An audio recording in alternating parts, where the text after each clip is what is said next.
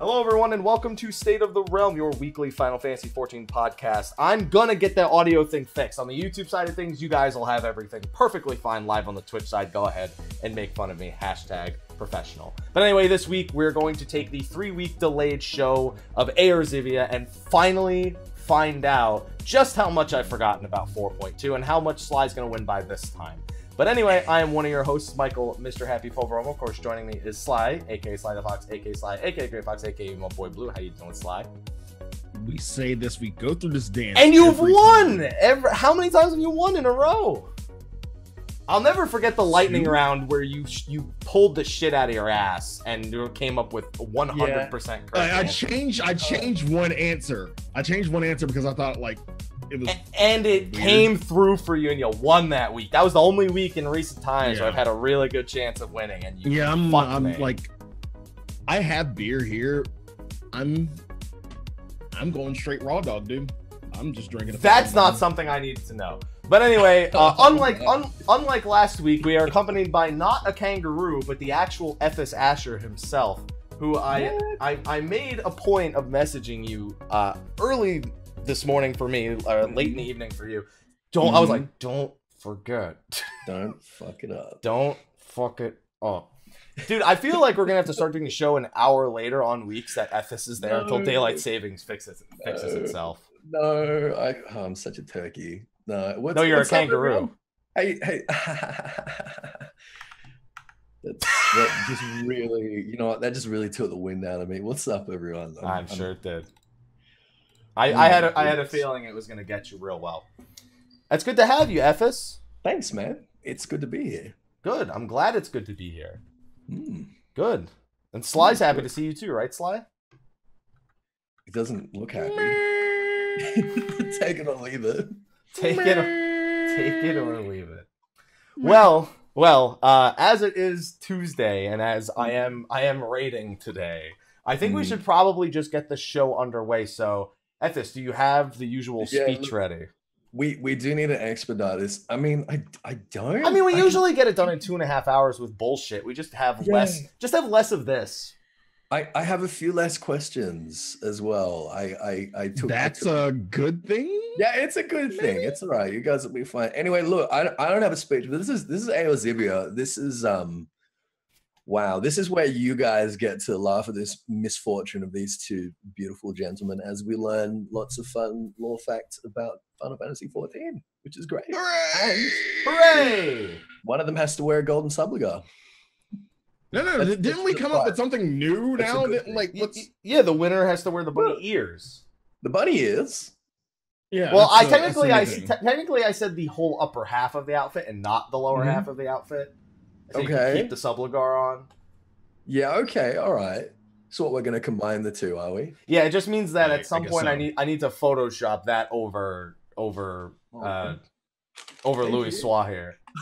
Someone brought me breakfast. Nice breakfast. All right, so are the bunny ears dyeable? I don't know. Who cares? No, really, who cares? They're not even in the game. I mean, they're in the game for females. They're just not in the game for males yet. We're just celebrating them being in the game for males. Okay. Right? Well, if they are dyeable, then I expect them to be gold. Okay. Well, speaking of gold, do you want to do the usual intro before you explain how Eorzivia works? Okay. Yeah, I can do that. Let me find it. I never found the music from last time. It's just gone. I just know the music was called. But we Game still have Show. the picture. It's not even just a picture. I mean, the video. Look, this eventually sparkles. I'm showing it on the stream right now. This eventually the male bunny suits have extra room for carrots. Ooh. We still have it. Amazing. Listen. I may have lost the game show music, but this I never lost. It wouldn't matter anyway with the way the audio has been going. I'd have to edit in the game show music. Otherwise, for some reason, they just wouldn't be able to hear both of you. It's just been weird. I don't know why this happened. It's like 3 weeks. I think it's been 3 weeks in a row now. All right. Okay. I got it here. You guys ready? I'm always ready. It has been held as one of the most closely guarded secrets of the Calamity, but the Tubes Amati was not the only relic of Archon Levier recovered from Cartano. From that historic battle with the Elder Primal, as he transcended from his mortal form and launched into the sky, Louis Suar's subligar was blasted into the crater left behind. Having for so long cupped his loins without soap or reprieve, his spirit bond with these undergarments was strong, and the quantity of ether they absorbed from the impact of battle was immense. Years later, salvagers discovered the subligar growing bright beneath a pile of feathers and ash, and returned it to the scions of the Seventh Dawn, who have sought ever since for a champion of Eorzian lore, worthy to wear this mantle of the Archon. And so they conceived the very greatest contest of wisdom and wit. This is Eorzivia. Hey, we did it. Got a nice sparkle out of the subligar as well. Excellent. All right. Would you like to explain how the show itself actually works, Ethys? Well, I ask you guys lore questions, and you get them wrong. I was gonna say, I hope he says that. I hope he says we get them wrong. And we all have a chortle, and then I explain what the correct answer is and why it has interesting lore attached to it for a few minutes. And everyone learns. It's basically a lore episode where we get to look dumber than usual. Exactly. Awesome. Perfect. It's a good premise. Good. I'm glad to hear it. Sly, you're defending champ, right? He's been defending champ since, like, God knows how long at this point. I get that. Yeah. Yeah. Okay. I think you're definitely defending champ. Do you want to start, or do you want defer? You defer? Defer? Oh, so he's... Okay, fine. Fine. You know, right. Fine. You know. Should also be noted that neither of the participants are able to look at chat. You will still see it on the screen, but we will not. Yes, that is true. So it's on the honor system, but listen, honor code. If we really were cheating, we would look a lot less dumb. That's true. They've had so many opportunities by now that I just trust them at this point. These are honorable gentlemen. All right, Mike, you got the first question. Hey, are you ready? I'm as ready as I'll ever be. Okay, here we go. Why has the Isle of Val been redubbed Eureka? So as a premise to this, I was 2 weeks late to the Eureka patch, and thus quite behind on Eureka. Thus, I rushed through a lot of the text. Oh, so that's disappointing. That is disappointing. I know. I watched the final cutscene, and I read the text once I was actually inside of Eureka, the Forbidden Land. But this cutscene you're referring to is the one that leads up to why they're calling it Eureka, before they even know it's the Isle of Val in its entirety.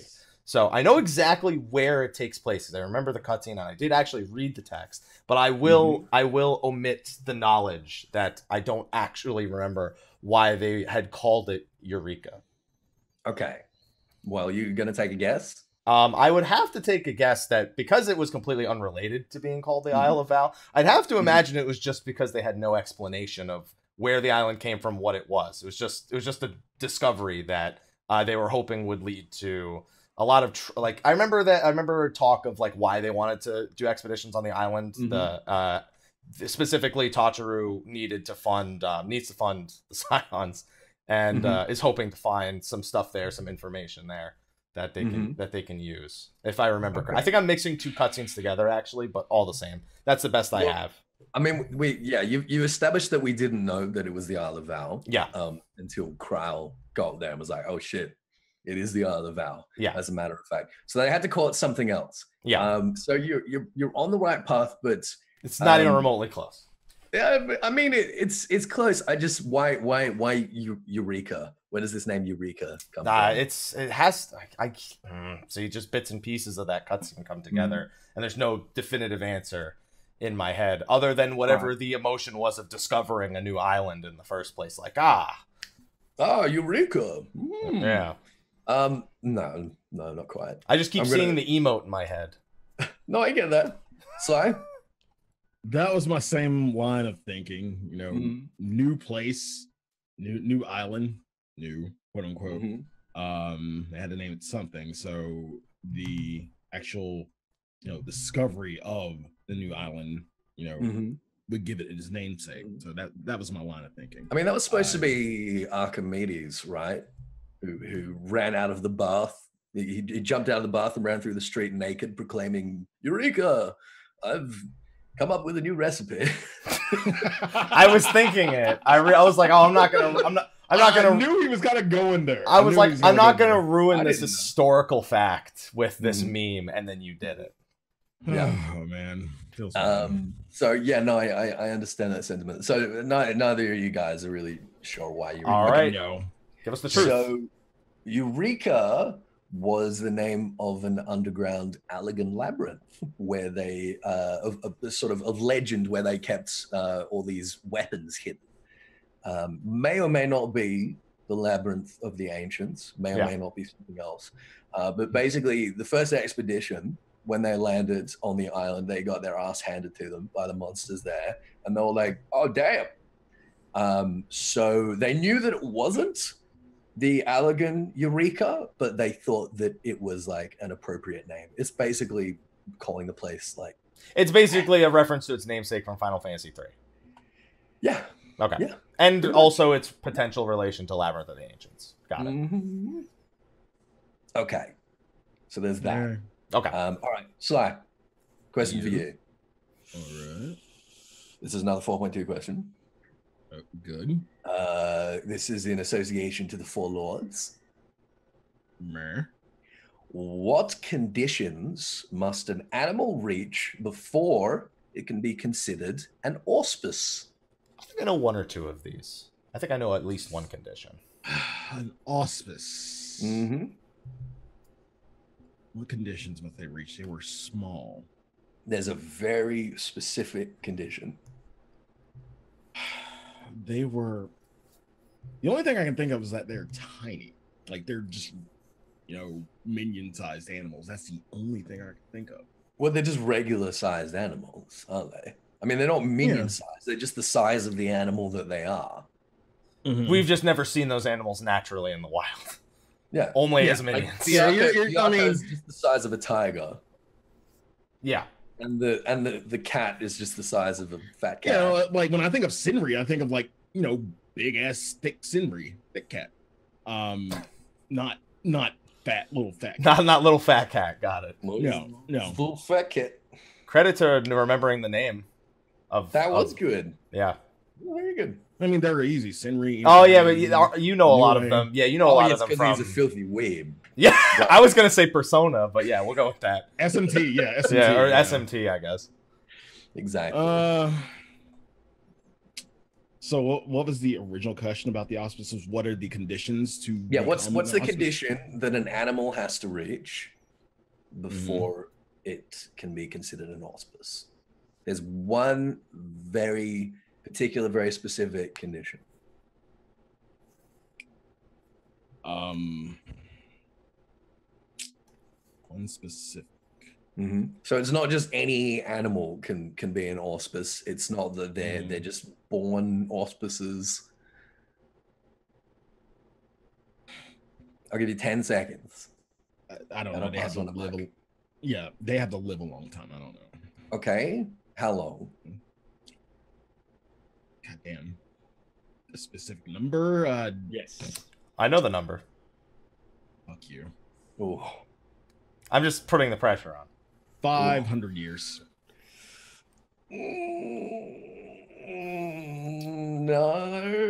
No. Fuck. No.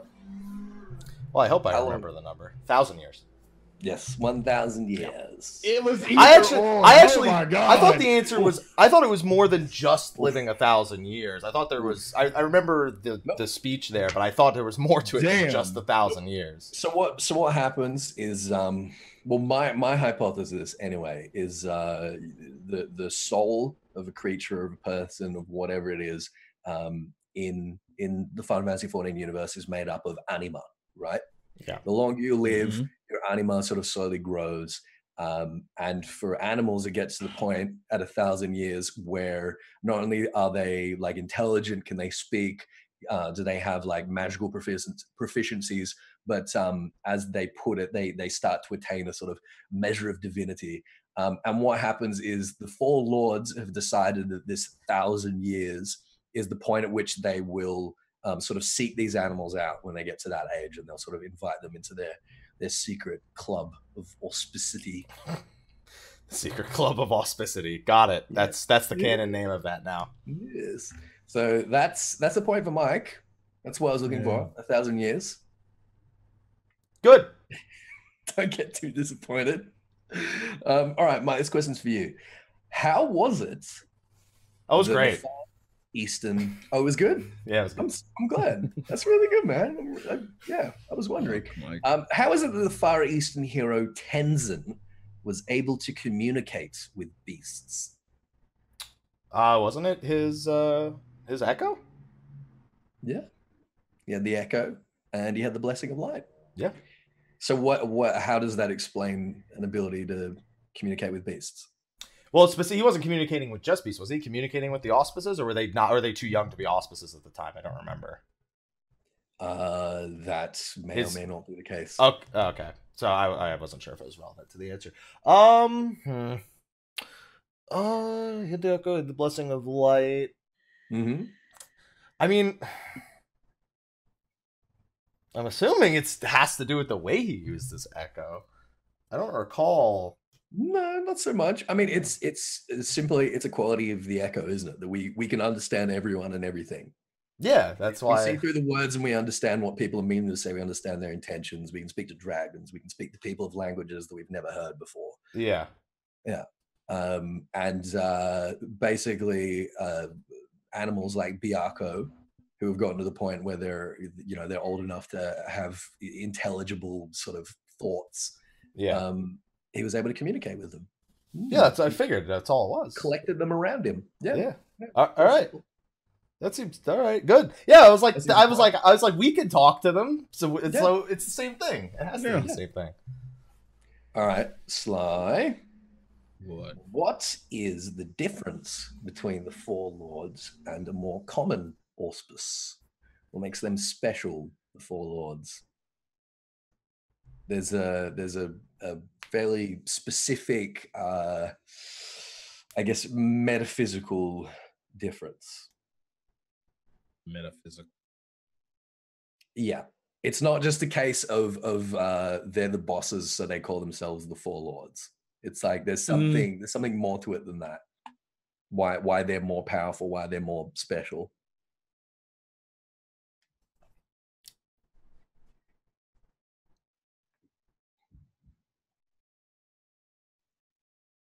Besides the whole Aramatama thing. Mm-hmm. Yeah, besides that, because they all have that. Mm-hmm. What makes them different from each other? Yeah, what makes them different from the regular auspices? Oh.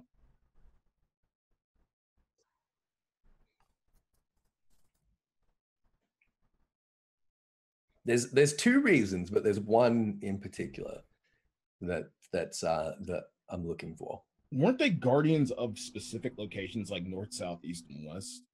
Didn't that have something to do with it? It's unclear. It seems that they had they sort of dwelled in those areas, and before Tenzin met them, they sort of naturally became associated with those areas.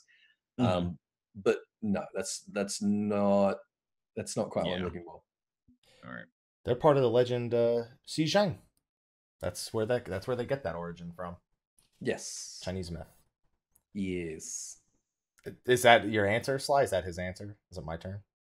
Yeah, it's your turn. Okay. I wasn't sure if that was your actual guess or you were just working something out. Nah, I couldn't. Okay. Really. So what separates Byakko, Suzaku, Seiryu, and Genbu from the rest of the auspices? Mm-hmm. So I don't have an answer that's based on any sort of. I remember when this is told to you, but again, like I do 90% of the time, I've forgotten the actual conversation that transpires at said given time. So when it comes to separating them, unfortunately, my guess is it's kind of along the lines of the other my other answer is that they're the oldest of the auspices. That's part of it. That's part of it. So you said there were two reasons, and then that was the one that's not the specific metaphysical. Yeah, that's the one. Yeah, exactly. Okay, that's not the specific. Well, are you going to count that as my answer, or should I try to work out the other one? You want to try to work out the other one? Well, since I got the non-metaphysical one. That's the physical one. That's the physical reason. Then there's the metaphysical reason. I see the metaphysical reason goes back to something that you said, which unfortunately is a result of their physical reason. It's just that they've built up, as you said, they built up this anima over all these years, and just that they're, I guess, I don't know if it's their ether, their anima, what word I'm looking for, but they've just accumulated more of it. Okay, well, I mean, that's true. Look, I'm going to give you a half point for that because that is true. What's specifically happened is Tenzin is Warrior of Light. He's carrying a crystal of light. They've been traveling with him. They have been exposed in proximity to that crystal of light. And after Tenzin sacrificed himself and died, the crystal of light has been enshrined at the Ryzen Temple. So they have all accrued these extraneous powers by proximity to his crystal of light. They're basically attuned to his crystal of light. And as they bring other auspices there into that space, presumably they will start to pick up those powers slowly and gradually. But just because the four lords are so sort of closely attuned to that crystal of light, they have all these extra powers. Good, so much good that's doing them right now. Well, I mean, it's a double-edged sword, isn't it? Yeah, a little bit. Okay. So this is yours again, Mike. This is a very unreasonable question. You won't get this. Thanks. You're welcome. Just give it to me. What is the name of the hero Tenzin's sword? Oh shit! I really should know this too because it's named. Well, in Final Fantasy XI, his sword was blessed by the Phoenix, but the sword itself had a name. It was blessed by the Phoenix and thus given another name. So I'd assume that they probably kept some continuity there when it came to 14. But yeah, that's pretty. I don't think that's unreasonable. Actually, okay. I don't think it is. I think I just don't. I don't know it. Like I could guess the Hagun, but I don't think that's right. You're gonna guess Hagun? Hagun. It's not. I didn't think it was. It's the only Final Fantasy XI sword that came to mind, and I was trying to do it based on that. So that's a really solid guess. Slyh, anything you can work with there? His sword isn't. Shut up. His sword isn't one of the treasures. I was really about to say Amino Habakiri. Well, I mean, say whatever you want. Say whatever you want. I mean, it might be. You don't know that. It's from 1,000 years ago. What does that translate to, Habakiri? I don't know. Slyh, do you know that? Because that is something I expect. No, I don't. Okay. I'm not that much weeb. God, that's the only Far Eastern sword name within 14 that I do know. I mean, if you want to guess it, go ahead. Do whatever you want to do, Slyh. Do whatever you want to do. So you're going to guess? Amino Habakiri. It's not Amino Habakiri. So Amino Habakiri was one of the treasures. Means snake slayer. Oh yeah, the sword that means snake slaying swords of the sword that's Gahara. Sure. Fun fact. Fun fact. No, it's not that. Mike, you were so close to it. It's literally called Phoenix Blade. Oh, see, I didn't. I figured it probably had a Far Eastern name for it. I don't know if it does. We weren't given it. Senri just referred to it as Phoenix Blade. Okay, I'm fine with that. Only because I knew that they would probably originate it from 11, where that's all it was. It was a sword that was blessed by the Phoenix. But I didn't. I would have never guessed Phoenix Blade. Yeah, I don't feel that bad about getting that wrong. I don't think that one was that unreasonable. But I have 11 knowledge to back me up at least a little bit. So yeah, that's true. That's a good point. Okay, so this is an answer that Senri gave us. So I love maybe you remember Senri, you might get it. Approximately how long has Koryu been sealed away? Wait, is it my turn or is it? It's your turn. It's your turn. Your turn. Because I got that and you had to try, and now it's your turn. How long has Koryu been sealed away? Approximately how long has Koryu been sealed away? So Tenzin had to sacrifice his life to seal Koryu away in what appears to be some kind of stone. It seems to be doing something similar to like an auracite. But Senri gives us a vague idea of how long ago that took place. For some reason, I'm remembering around 5,000 years. I don't know why, but... Is that your guess? That is like my shot in the dark.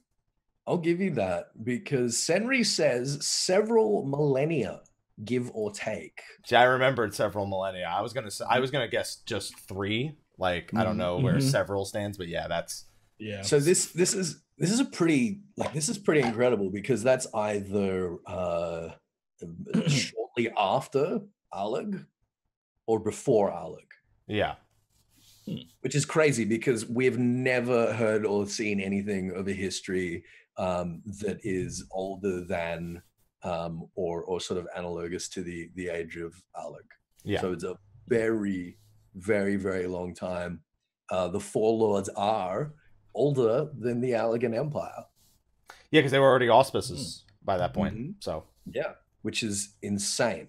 Like, that is absolutely crazy. So there you go. That's a good guess. I like Four Lords questions. Yeah, I don't feel so bad about like either getting halfway or not with them. Too bad, because we're done with Four Lords damn it. Damn. Mike, where did Alphino learn to swim, and who taught him? Fuck. You know what? This is a thing that came up in conversation very recently, because it was in the live letter with the translation where they were talking about how it goes from like literal translation to the different localizations of it. Yes. Because Alphino is afraid of swimming. And he couldn't swim. Yeah. Then suddenly in 4.2, he's like, look at me, Alice, I can swim now. And like, he kind of can, not very well. Yeah. So I remember the conversation where Alice is having it while you're in one of the 2 bubbles in the Ruby Sea. I'm trying to remember the exact visual of when she's describing that Alphino can't swim. And that's back in 4.0 though. So this wouldn't even be the answer. That's back at 4.0. So since then, Alphino has been taking swimming lessons. I want to know where he's been taking them, and I want to know who has been teaching him. He's been taking them in... It's one of 2 fucking locations. He's been taking them in... Really? One of 2? I mean, there's a couple of others it could be, but in my head, like okay. I'm between like one of 2 locations. Fair enough. Okay, this is wrong, but it's what popped into my head, and I want to keep everything going along and get Sly's shot. I was gonna say in Doma by Hien. That's just because it popped in my head. I thought it was funny. That would be funny. Like, that's a funny image of Hien trying to teach him how to swim. But it's like, not. How could Hien possibly have time to teach a child to swim? I don't know. He's fucking bored. He's not bored. Well, he's not bored anymore. He's trying to. He hasn't been bored. No, I actually. It's funny. I had a different set of answers altogether in my head, and then I started going through different locations he could swim, and I started like, wouldn't it be funny if it was Hien and Doma? It sounds like some bullshit that might happen. It would be very funny. It would be pretty funny, but it's not right. It would be very funny. All right, Sly, over to you. I'm gonna say lease, and as far as where, I'm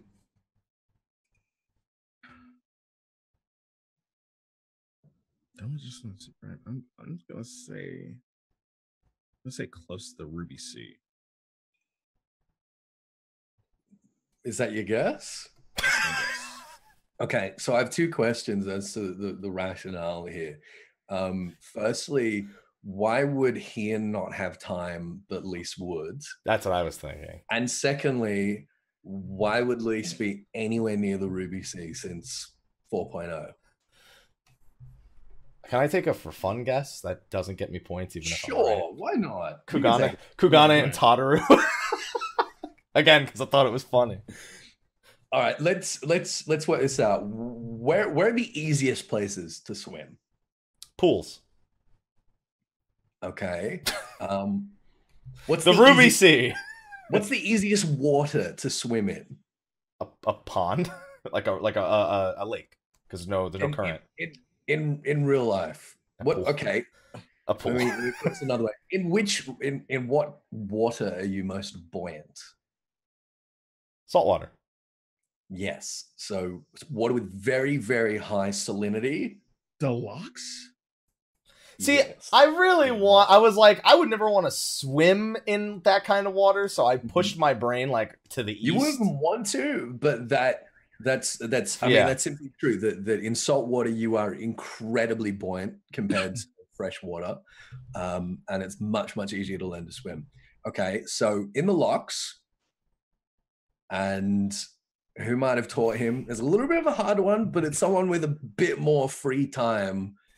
Someone who's invested, but someone who has a little bit more free time than say Lys or Hien. Pippin. And it is Arenvold. Arenvold. There you go. Arenvold. Should have known because we already had to swim. We already had to swim down there in our adventure with him. Yes. He does have a little bit more free time considering what he made us do in 4.1. Yeah, just a little bit. It's got a little bit of free time. All right, Arenvold in the locks. That's right, Arenvold in the locks. So if anyone wants to learn how to swim, go and Arenvold. All right, Slyh. Why do the Veladina gatekeepers choose to adorn the bridge with a pair of rampant griffins? Now rampant in this case is specifically like standing up on hind legs and sort of doing a one of those. Quest with this. There sure is. Sure. We had to carve, not really carve, but using magic. We had to make a griffin statue. God, I love the way they do that, by the way. That transmutation, they just get like a big pile of like coins and shit, and then they're just like statues. It's amazing. Why can't we do that as like a blacksmith? Just take Gil and be like, no, that would be goldsmithing. No, you listen. They make a fucking statue out of it. I don't think it matters what kind of smithing it is. As far as why a griffin, why a pair of rampant griffins? I have a guess. Hope you get it wrong. I will get it wrong. No, I don't think you will. I feel like you're in the zone. No, I mean I can remember doing the quest. I just can't remember why. Why griffins? Mm-hmm. The griffin. No. Can't be. Why would it not be? What's wrong with the griffin? Seriously? Besides him summoning quote unquote a primal. Okay. There you go. That's a problem. That's a problem. That's a problem. Yeah. I like the way that's described. Yeah, that's a problem. Yeah, that's a problem. That's an issue. Yeah, we don't necessarily want to be closely associated with that. So they're still same goddamn name, Griffin. I don't know. I'm just gonna fucking say Merca. That's not an. What does that mean, Merca? It means I defer to you, Mike. We're both from America. All right. Okay. Freedom, Merca. So does that mean I get to try now? Yes. Yes, it does. You do get to try now. So again, I did this quest also. Don't remember it. The only thing that really comes to mind is, okay, so you mentioned about the Griffin, about why we don't want to associate specifically with him. Yes. However, the idea of a Griffin, the creature still has a sort of purpose, a sort of, I guess, emotion or or some sort of theme affiliated with it. So whatever, I don't know what exactly it is a griffin as an animal technically portrays or is used to describe, but I'd have to imagine it has something to do with whatever emotion that griffin creates. By the way, which side of the bridge is it on? The griffins? I don't know if that's going to give away the answer. No, it doesn't give away the answer, I don't think. It's on the western side. The western side, so facing Gridania, towards Gridania. All right, the side facing Gridania. Yeah, that changes. Well, whatever a griffin's, I guess, is symbolic of, and it, I guess, more closely defines that symbol. It's not a griffin. It's a pair of griffins. Yeah. I mean, but you know what I mean. Like I'm referring to like the. Yeah, no, I get that. Yeah. So and also what I'm implying is maybe a pair of griffins symbolizes something completely different to a single griffin. That's very true. Well, I mean, like I said, I'm not getting too specific with that, but with the pair of griffins, I was about to go in there along with their allegiance directly with the Alamegan resistance that they forged over this time. But it's the best guess I can come up with without remembering the actual text. This pair of griffins, yeah. Not quite. You're sort of going in the right direction there. So basically, they were considering a single griffin, that being, you know, the most obvious symbol of Alamega, right? But then they had the problem with griffin, Ilberd, and the associations there, and also the fact that the Alamegan flag, the flag of the griffin, the flag of Eadric, is a symbol of oppression. So they're like two. So griffins mate for life, and two rampant griffins in classical Girabunyan heraldry has always been taken subsequently to represent loyalty and unity. So they decided that by having the two griffins together, it would represent this unified Alamigo and would represent the loyalty of the gatekeepers to that purpose. So I was right, but I just didn't know the specifics. Like the idea behind them being symbolic of their relation with that. Okay. I feel good about that. I feel bad about getting that one wrong. No, that's good. All right. Well, this one's yours again. Okay. We're going back to Eureka. Yeah. For a couple of questions. I have a bad feeling I know what kind of question this is. This one. So who was it that first rediscovered the Isle of Val, and for what purpose did they explore it?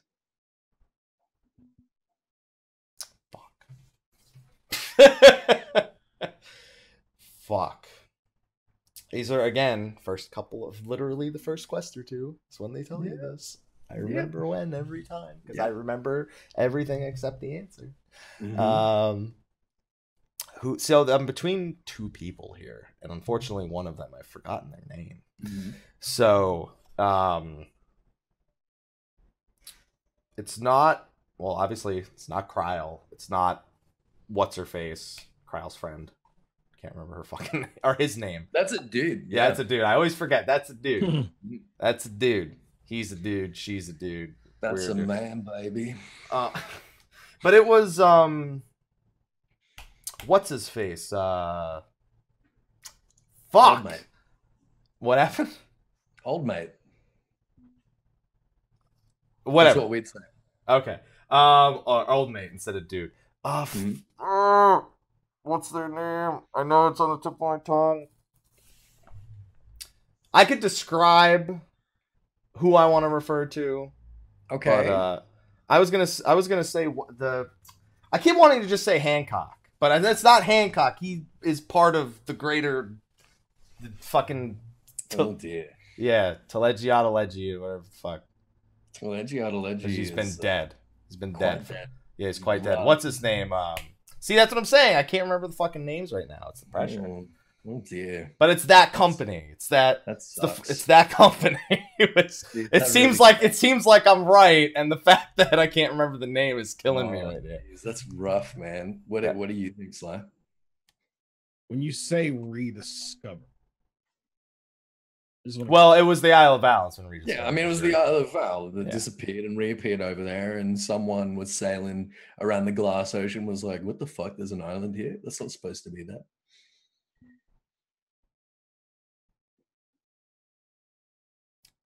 Every Lalafell except the one Lalafell is the name I need. Yeah. I've got them all in my head. It's been too long since I've done 2.5 and we've actually interacted with this guy. Well, we interacted with him at 4.1. But... yeah, we interact with him all the time. Here. Well, that motherfucker. That guy. Mike was so nearly there, Sly. Just take my thing and put the names to it. Because it's killing me that I couldn't remember his fucking name. All you've said is that fucker in Lala. And I've done... I'm looking for Lolarito's name. Looking for the name of his company. Which is what I was trying to get to, but I couldn't get to it. Yeah. That would be what I'm looking for, yes. Lolarito.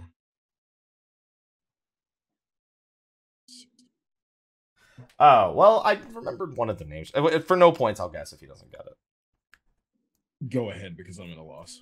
I mean, if you want to... I was just saying... Well, I was thinking basically all the work. Yeah, I was going to say his Far Eastern Trading Company. Oh, that's close. Close. No, it's the actual... It's his full-blown, like, merchant sales name. The original one from way back. Yeah. The Far Eastern Trading Company, because I keep thinking Hancock, so I just think of his Far Eastern Trade. Yeah. It's called the East Aldenard Trading Company. East Aldenard Trading Company. There you go. Which is a reference to the East India Trading Company, which basically was the most powerful institution of the British Empire. Yeah, and a lot of fantasy universes sort of create equivalent because it's sort of an interesting concept. So it's the East Aldenard Trading Company, and they explored it. Does anyone want to take a guess why they sort of went and checked it out? Why they decided to mount an expedition in the first place? I mean, obviously that fat dosh. It's got something to do with the dash, the sweet dash. No. The crystals there are a resource they're looking to harvest. So they are trading out of Kugane being the only free port in the Far East. And they are getting ridiculous high taxes. And so they were looking to create... They're hoping to establish an outpost, port, yeah, where they would not have to pay tariffs. So they manned an expedition there and they got absolutely slaughtered. They got smashed. All right. So still talking about the Isle of Val and Eureka. Yeah. So this one goes to you. There you go. Rowena financed the current expedition after the first one failed. Rowena's been helping bankroll this one. She's doing it because she's in the pursuit of a particular resource. What is it that she's after? It's not Allegan tomestones. For once. Although these creatures have those for some fucking reason. Why not? They probably kept... The Charlanes probably had a bunch of them. Yeah, maybe. Yeah. Shit, I remember her and Harold talking at the beginning. Yeah, because we all know why his ass is there. I mean, she didn't fund it out of the kindness of her own heart, did she? Never does. But there was something very, very specific, very, very specific resource that she felt like she could collect there that would make it worthwhile.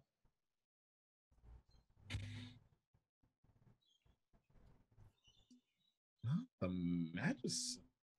No. Can't be. Well, if it was the Magicite, then she would be disappointed because we've got that. And we've only got 5 pieces.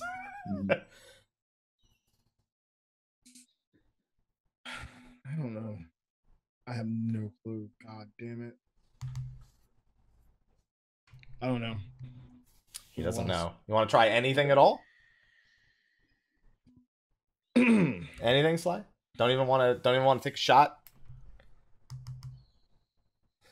He's so disappointed in himself. Okay. All right. So what resource is it and at this point when, by the way, she funded it, we're obviously already there. We don't know it's the Isle of Val 100%. She's already funded the second expedition. So it can't be anything like Charlayan artifacts and stuff like that. Because there's no way she'd fucking know. Although she's Rowena, so what the fuck do I know? She knows everything. She has everything. She's rich as fuck. Well, it's obviously going to be based on some information from the first expedition. Yeah. It seems like the first expedition, the report that they gave made Kryl like 90% sure that it was the Isle of Val, which is why she decided to go there to confirm it. So it's not outside the realm of possibility that Rowena was taking a gamble on some Charlayan bullshit. I'm not saying that's the answer. I'm not saying that's got anything to do with Charlayan stuff. I'm just saying that Rowena's pretty smart. She's pretty smart. Well, I mean, the first time they went there, the only experience they had was we got there, the elements were fucking wonky, and we got our shit pushed in. So the elements being wonky, or the monsters that pushed their shit in, are the only 2 points of interest that in my head that she could possibly have had in that place. I'd have to imagine that with the reports of the way the elements reacted there, because before we've gone, we're told that the elements there are abnormal. So it's information before we've even visited. I'd have to imagine she's banking on an incredibly high concentration of crystals. Of elemental crystals in particular. Of elemental crystals in particular. Okay. Is that your guess? That's my guess. You know, I'm going to give you a half point for that because she is interested in crystals. But what she's interested in is the protean crystals. See, I didn't want to guess that because I guessed that with I guessed that with the previous answer of why it might have been there. Yeah.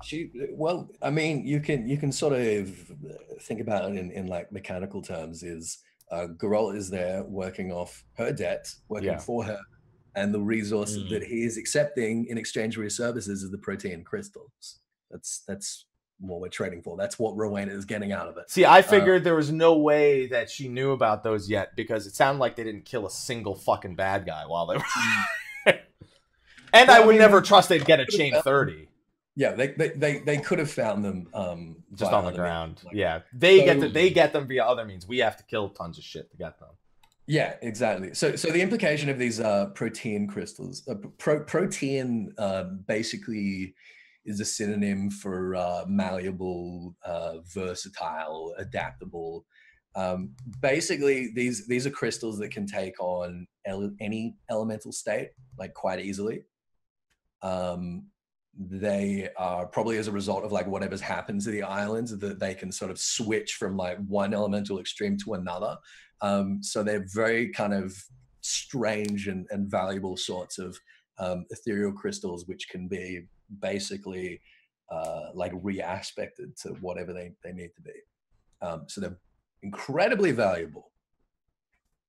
And again, part of the explanation for what has happened to the Isle of Val. All right. So there you go. Half a point. I'll take half a point. Half a point. So we're 3-1. Sounds about right. I'm proud of that 3. I'm proud of that 3. Okay. All right, Mike. This one's going back to you. How is it that an Animos Tyrannosaur can fly? Oh shit! We just had this conversation in my chat the other day because they were laughing at the description of it. Well, then you should have no excuses. I don't have any. I'm just dumb. That's not. That's not an excuse. Because as people in my chat were making fun of it the other day, like, I like how he just flies, and then someone's like, "Well, the description of the thing says this." And I was like, okay, I'm gonna not commit that to memory right now. I'll never need that information again. I mean, it's not just a Tyrannosaur; it's an Animos Tyrannosaur. Yeah, it's specifically.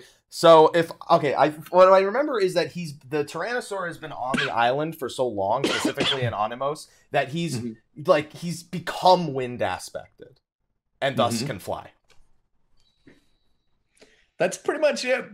Yeah, yep. I mean, we've had explanations before for like a lot of things that look like it shouldn't be able to fly but can, like Moogles, for instance. Yeah. Their wings are they're not functional. Smaller. They're not actually functional, and this is true of like all flying creatures in Final Fantasy XIV. It's basically being attuned with the wind. Makes them develop wings. Yeah. But what they're actually doing when they're flying is they're manipulating wind aspect of ether. Yeah. Well, so the fact that these creatures in the Animos region is massively over aspected to wind. The creatures there have just been absolutely bombarded with it. And the Tyrannosaurus apparently worked out that, oh shit, I can fly. Yeah, I remember because I think in the last Eorzivia you had a question about how a certain island was able to fly, and I think it ended up being a similar answer. I think, it was one time you asked us, how does the Sea of Clouds stay in the air? That was the question one time. Oh, okay. Yeah. Yeah. There you go. How about that? It worked. Worked. Yeah, you nailed it. It's good. Eureka. Yeah. I see what you did there. All right, Slyh. So what was the original purpose for the Sharlayan facility that was constructed on the Isle of Val? Now, we know that the students of Baldesion were researching the Echo. Mm-hmm. That's what they were doing there at the time when whatever it is happened. But it wasn't the reason that facility was originally constructed. In fact, Krile didn't even know the reason it was originally constructed until we discovered it. In the flashback, yeah. In the Echo flashback. Mm-hmm. He pretty much gave you the answer, I feel. The flashback. It was to contain something. Forgot what it was specifically. Okay. When Galuf and... Why were they containing it? I'll give you this. We don't actually know what the entity is that they're containing. Yeah. It was something. Mm-hmm. He and, 5 other people. The Dawn Warriors. This is the 4 of them. Thank you. The Dawn Warriors. Yes. I mean, it was. Simple thing. It was that it was just going out of control. It was going to. I think he said it was going to wipe out the island itself, but. Well, look, you've indicated basically it was a prison. They've used it to contain something. They've put it on the island because it's out of the way and it's not going to, it's difficult for anyone to get to. It's sort of this dangerous remote island. It's not like if something happens, it's going to destroy a city or whatever. Mm-hmm. So right, that's basically it. We don't actually know what it is. That's the thing. Is if we follow the because I was trying to remember for the life of me. I thought you were going to try to ask him if it was that the crystal or whatever it was they used as a prison. I thought you were going to try to get that out of him. Mm-hmm. Yeah, well, we don't really know what it is. We don't really know what it is that they're containing. The context clues might indicate that it's X-Death. But given that we've already seen X-Death, we've seen a legendary sort of fictional X-Death. Which is why a lot of people have resorted to thinking that's Enuo, who is the first Void Lord in Final Fantasy V. He's in the he's optional content in the remakes of it, and that's possible as well. And it's also possible that even if it is Enuo, it's his legend that led to Omega creating X-Death, which all of that's possible. Mm-hmm. So you get a point for that. There you go. That was exactly what I was looking for. It's a prison, and presumably. I don't know. I imagine Galuf wanted to do his research into the Echo and the rejoinings and all of that, away from other Sharlayan parties who he was worried might be a little impressionable, corrupt, might have some Asian affiliates. I don't know. I assume there's something like that going on. Dude, that old fuck is definitely a void-tainted Galuf. I refuse to accept any other theory. You think so? You think he's a tainted? I think that's either Enuo himself, or that's either Enuo himself and what he can manifest now that he's, I guess, begun to escape, or it's one of the 4 fucking people. Even Kryle's well, if you got the Echo, It's one of the four, but technically, it's got to be someone that was there present in that scene. So it's either got to be one of the four of them, or it's got to be anyone or whoever it is that was. If it's inside the crystal itself, or remembering someone spying on them, or right. Could be a few things. Yeah, I think it's probably Galuf. Even she seems to think it is. It feels like Kryl thinks it's Galuf. Well, she says, "Oh, it doesn't sound like anyone I've ever." But then she keeps going, "Well, it's Echo. It had to be." And she has the Echo, so she's not like guessing this shit. Yeah, she knows how the Echo works. Yeah, she knows very well. And that was there present in that scene. So I think it's probably Galuf, but we shall see. All right, I think that's all I've got for the Isle of Val. So where are we? We're at. Come on, Slyh. We're at 2-4. You guys are pretty close. We're always pretty close. Yeah. So quit your bitching. Okay, this one's to Mike. This is not a 4.2 question, actually. Fuck. All right, let's try. One of the Zayla clans of the Azim Steppe are sensitive to a power analogous to the inner beast of the Hellsguard warriors. What is the name of this clan, and to what do they attribute this power? Fucking warrior quest. The fucking last boss is in this Zayla tribe. The last boss, the warrior quest, is the dude that you fucking kill, and he's part of that tribe. I know all of these things, but I have I don't know. He had to remind me before the show, like, of a few tribes, and it's not any of them, because I never remember the names of the tribes. It's something I've never committed to memory. Well, it's got two halves, so you could tell me that doesn't even remotely begin to help. What it is that they All right.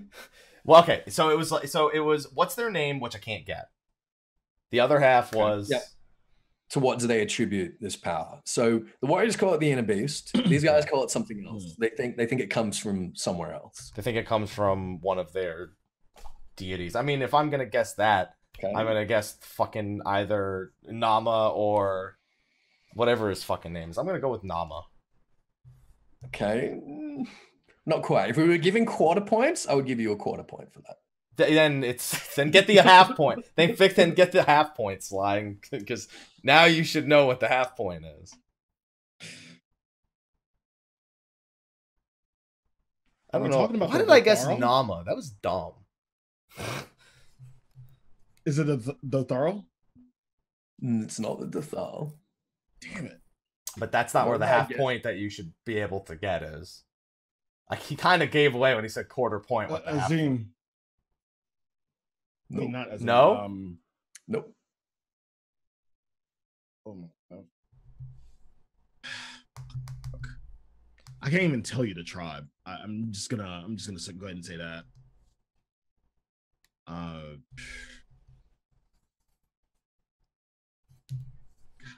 I'm at a loss. Don't worry, you're not the only one. I'm at a loss. I can only remember the Casteri from the other night. Okay. Yeah. All right. Yeah. Well, I mean, it starts with a Q. How many tribes total?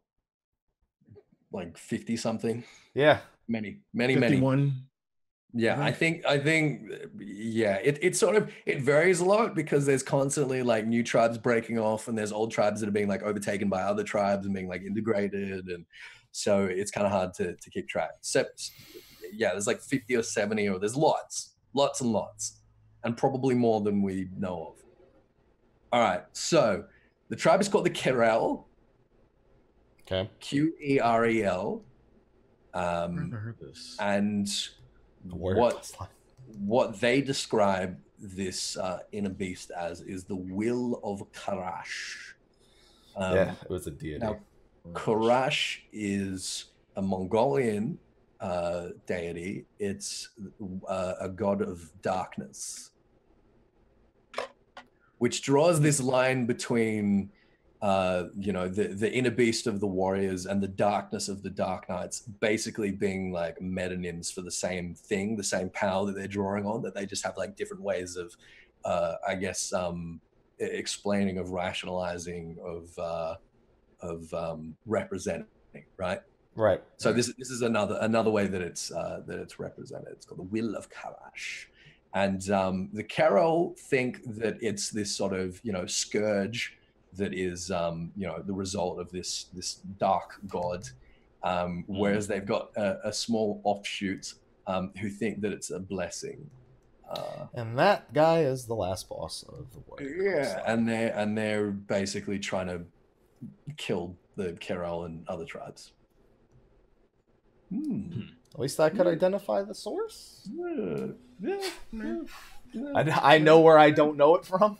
Yeah, exactly. I love that. That's such a good skill. I'm glad that's my best skill, is knowing where I don't know things from. Oh, jeez. All right, Slyh, this one's for you. This is an Omega question. Oh, God. 4.2 Omega question. What does Omega believe to be the reason for our ability to consistently defeat vastly superior foes? He's got a working theory at the moment. He's had a few working theories, but he's got one at the moment. The threat of harm on friends? Isn't that simple reason? Like that's 4.0 reason. That's what he was exploring in 4.0. That's an aspect. He thinks that there's how can I put this? He thinks that there's some sort of quality to us, something that we do, that results in us exceeding his measurements or his expectations. Show you in 2 patches. Consistently? So he keeps throwing foes at us that he has determined through measuring us and measuring them to be vastly superior. And there's we keep no beating. way we can meet them. And we keep beating them, and he's come up with a theory. And it's a very it's not, I mean like Omega's not really capable of conceiving things like the power of love and friendship. Like it's something. I mean, it conceives somewhat of that. It understands those things exist at best. I'm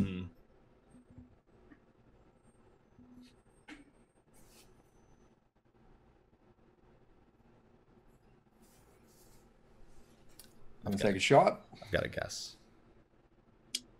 All right. The only thing I've just got to guess. I don't know what the actual answer is.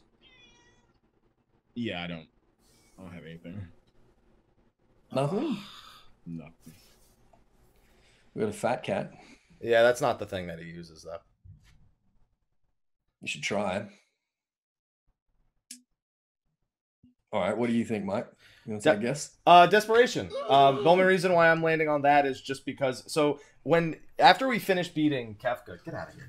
When you finish beating Kefka, he immediately goes to test his theory on you, where he locks you in the prison where Midgårdstormr has to save you. And so part of it, it's desperation may not be the right word, but he's testing his theory right there.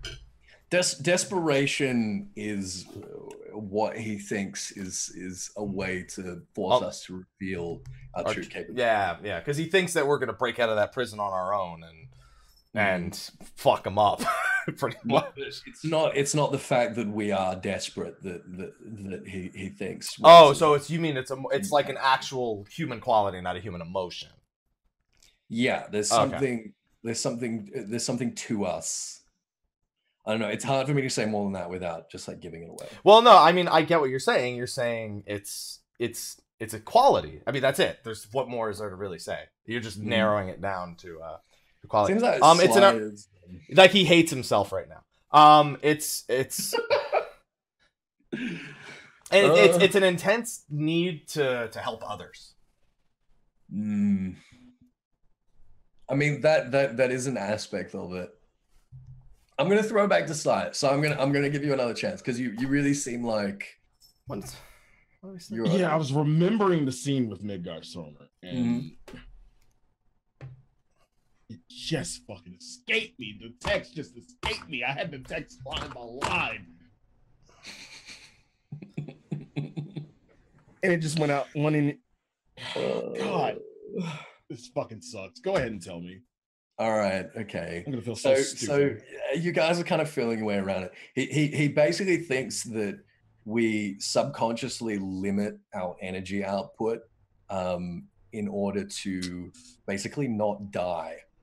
He thinks that we have this sort of incalculable ability to expend energy, but basically if we're operating at 100%, we will like spend all our life force and die like pretty quickly. So he thinks that we're basically as powerful as we need to be to overcome whatever the adversity is. And he doesn't know what our upper limit is. He's trying to work out what our upper limit is, which is why he like puts us in that prison, because he's frustrated. And he's like, you're going to show me what your true unbridled capability is. And then Midgard's Homer eats it. Yes, we're basically Goku. I was gonna say it's like he's one of Frieza's. I remember saying. I was like, beginning of this. I was like, he's one of Frieza's minions with the Scouter, and he's like, oh, he's only got a power level of 2,000. That's nothing. Pretty much, yeah. And then Vegeta's like, on Earth, I learned how to mask my energy, and then he fucking powers up and breaks the Scouters. Yeah, that's basically what we're doing, which is or what he thinks that cool. we're doing. That's what he thinks that we're doing. Yeah. Which I mean, you know, it makes sense. Like we've seen. I mean, we've seen a few characters that have performed magical feats that have resulted in their deaths, in their obliteration, because they've reached their upper limits, and it's just feels Papalimo, man. Feels Papalimo, yeah, yeah. So basically, yeah, he's got this idea that we sort of subconsciously reel ourselves in and limit ourselves to prevent that from happening. Well, maybe he needs to come up with the theory of we get more item level, bro. That's it. That's all it is. Just get more item level, bro. That's all there is to it. Yeah, so yes, basically our true potential is basically incalculable to him at the moment. And that frustrates the hell out of him because he doesn't know why. It's really because, like, you know, we've got a soul and he doesn't. I think is like the true reason for it. Midgard's almost talking about how, you know, if you don't understand it now, you'll never understand it, and why you're obsessed with like searching for this thing that's forever beyond your grasp. Omega doesn't have an anima. He doesn't have a soul. But he's got vast amounts of ether. Yeah. But there's no soul. There's no like being at the center of that, at the core of that. Well, that's why I think that Alpha, which he considers himself in his weakest form, I think from hanging around us has probably developed an anima, and he's gonna kick his own fucking daddy's ass. That's possible. That's what I think. We shall see. We shall indeed. We shall see. Okay. I think this is this is Mike again. During which century of the Allegan Empire was the Omega Enterprise executed? That's when they found him, right? Is it? Fuck. The Omega Enterprise. Omega Enterprise. So they already had identified him as Omega. So that's not when they found him. This was after they got that name. What century? Shit. Fuck. I mean, the Omega number. So we know exactly what year. I know we do. Enterprise was executed. I know. First of all, let me just correct you real quick. We don't know it. I mean, we. You know it in the royal sense. Let's just be clear about that. So shit, I don't remember what year it is currently in 14, but all I know is that their shit got ruined 5,000 years ago. The Allegan Empire, they measured years based on the founding of the Allegan Empire. So they didn't identify their era as the third astral era. Yeah, they just said, it is the year 2000 of the Allegan Empire. They never got up to 2000, but of the Allegan. Well, I know that's not the answer then. I'm gonna say the 9th century. The 9th century. The 9th century. Okay. Why do you think the 9th century? What's your what do you think the Omega Enterprise was? Omega Enterprise was probably, I feel, was the integration of Omega's technology into their way of living. Basically, after they had discovered him, he began to teach them how to advance themselves even further than they already had. Thus, the Omega Enterprise. Okay, it's something more specific than that, and it's not the 9th. It's not the 9th century. So I'm going to hand that over to Slyh. Got it. So, Omega Enterprise, because Omega was used way longer than that, like way before, like the Omega Enterprise. Mm-hmm.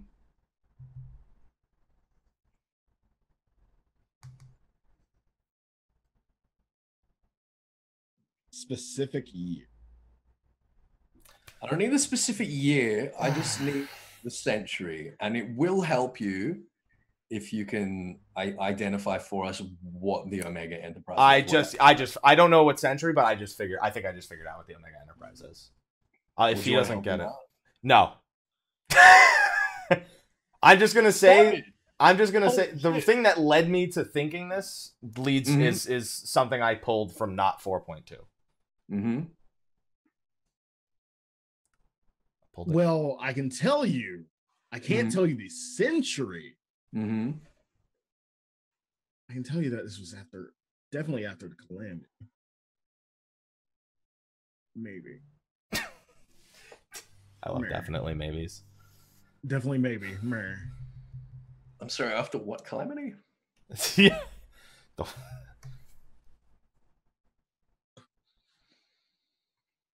Come on, think aloud. Let us in. Let us in. 7th Umbral era. Let me ask you the question again, Slyh. During which century of the Allagan Empire was the Omega Enterprise? Meaning they were alive. It was during the Allagan Empire. The Allagan Empire. So my original 5. That was Navy 6. That was. So what do you think what in your head are you thinking that the Omega Enterprise refers to? I don't know my guess.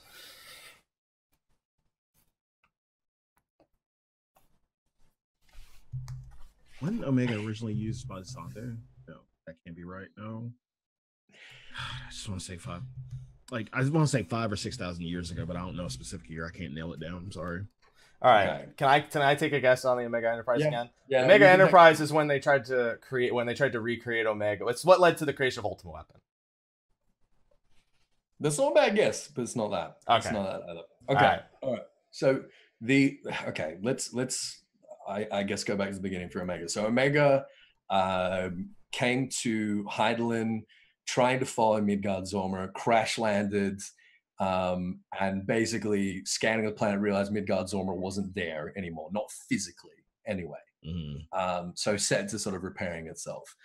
Shortly after the death of Emperor Zonde, the first emperor, the Allagans uncovered Omega and started to reverse engineer it, leading to these massive leaps and bounds in etherochemistry and all these technological advances, which they continued up until about the 6th century of the Allagan Empire, at which point they basically abandoned it, and that's what we sort of refer to as like the golden age, where they like conquered everything. It was all done.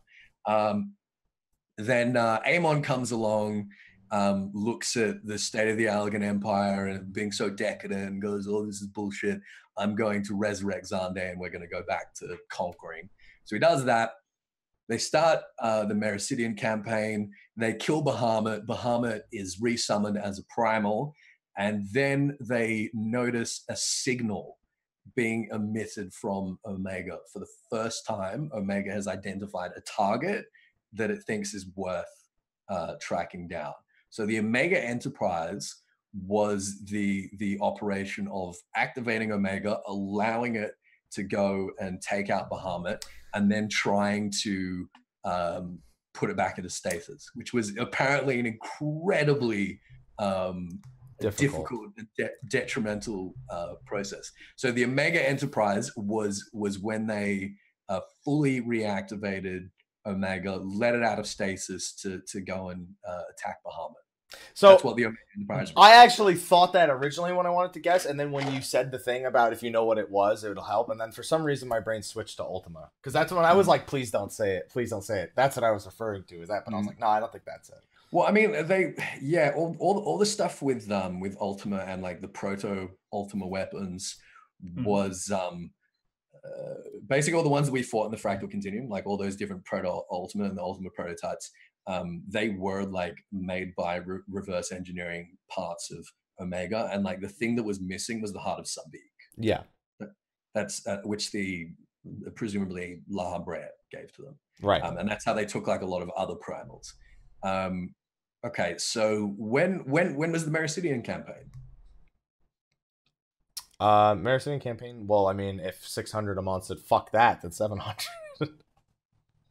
It was, well, how long did the Elegant Empire last for? Because the Meracidian campaign was like one of the last sort of... I don't fucking remember. So, okay. So the century was the 11th century of the Elegant Empire. The year was 1098.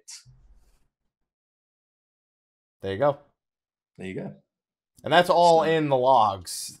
That's all in the logs. It's in the logs, and I mean we know from the encyclopedia as well. We know from like other resources in game that the Elegant Empire lasted for a bit over 1,000 years.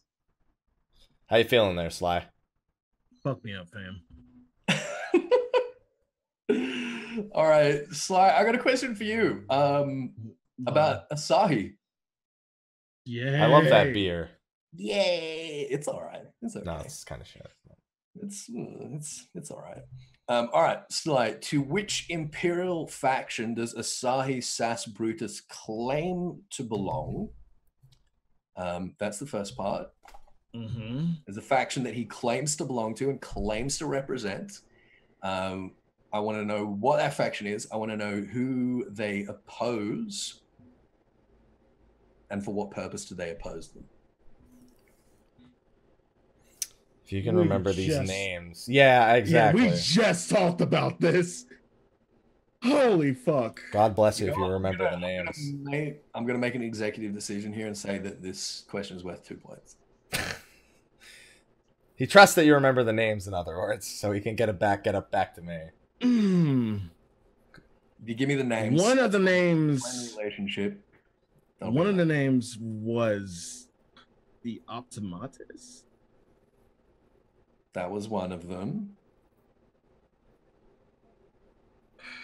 Optimatus and God, who was the other one? Fuck. The good news is that'll net you at least 1 point. Yay! Hooray! No, Hooray! Well, actually, you're on half a point right now. Yeah. I'm at half a point because I got Optimatus. Yeah. The Optimates, and God, it's easy because it's Roman, sort of. Well, it's Latin. Latin, yeah, you could say that. No, that is what it is. Optimates. I want to say Optimates.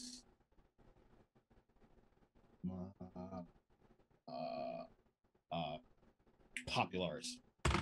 Okay, those are two factions. Okay, that's 1 point.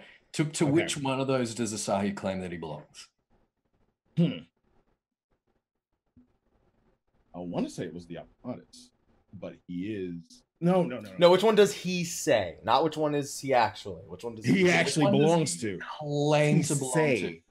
Which one does he claim to belong to? We don't know what his real agenda is. We can make some very good guesses. We don't actually know at the moment. All we know is what he claims. So, if I remember, the Optimates are the purebloods, right? He's not gonna tell you.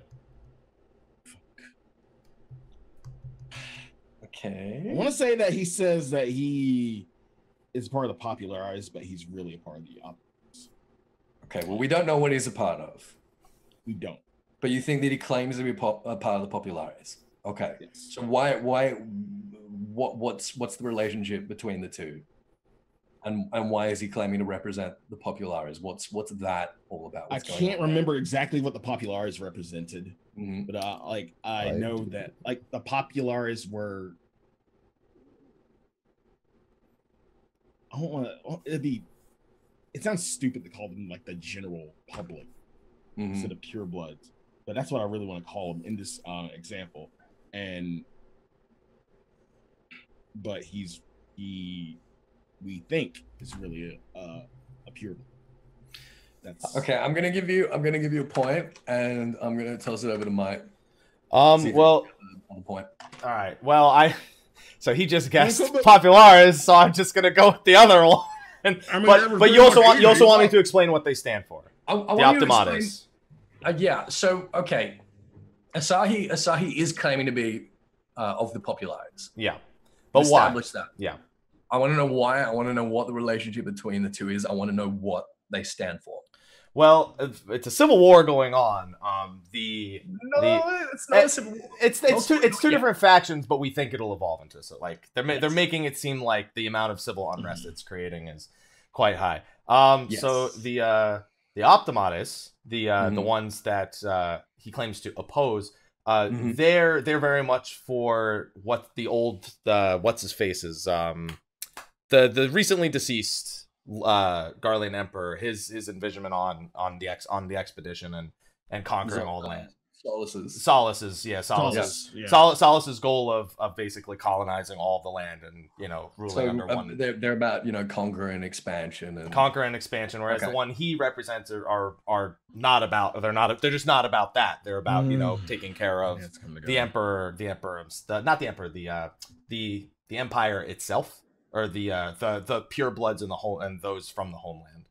There's a very so you reckon the Populares are more about like improving the quality of life for the pure bloods?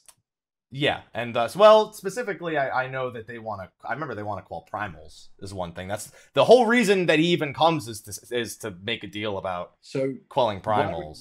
Why would we believe that Asahi's interest is in respecting the needs of the pure bloods when he's not a pure blood? Why would he think? Because Xenos is his daddy. But why? He's not. He's claiming to represent this fact. Speculation. Yeah. You're nearly there. You're nearly there. If you can tell me what the Populares actually represent, then I'll give you a point. And the Populares.